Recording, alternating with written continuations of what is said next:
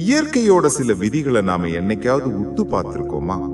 ஒரு சாதாரண கம்பிளி பூச்சி அழகான பட்டாம்பூச்சியா மாறி வானத்துல பறக்கணும்னா அது கொஞ்ச நாள் ஒரு குறுகிய கூட்டுக்குள்ள யாருடைய துணையும் இல்லாம தனிமையில தான் இருந்தாகணும். அந்த தனிமை தான் அந்த பூச்சிக்கு சிறகுகளை முளைக்க வைக்குது. அதே போலதான் உங்க வாழ்க்கையிலையும் இப்போ நடந்துகிட்டு இருக்கு. பிரபஞ்சம் உங்களை ஒரு சாதாரண மனிதனா வச்சிருக்க விரும்பல. உங்களை எல்லாரும் அண்ணாந்து பார்க்கிற ஒரு பட்டாம்பூச்சியா மாத்த நினைக்குது. இந்த உலகத்துல சாதிச்ச அத்தனை பேருடைய வரலாற்றையும் எடுத்து பாருங்க. அவங்க எல்லாரும் ஏதோ ஒரு காலகட்டத்துல எல்லாராலும் கைவிடப்பட்டு தனிமையில இருந்தவங்களா தான் இருப்பாங்க. அந்த தனிமை தான் அவங்களுக்குள்ள இருந்த அக்னியை வெளியே கொண்டு வந்தது.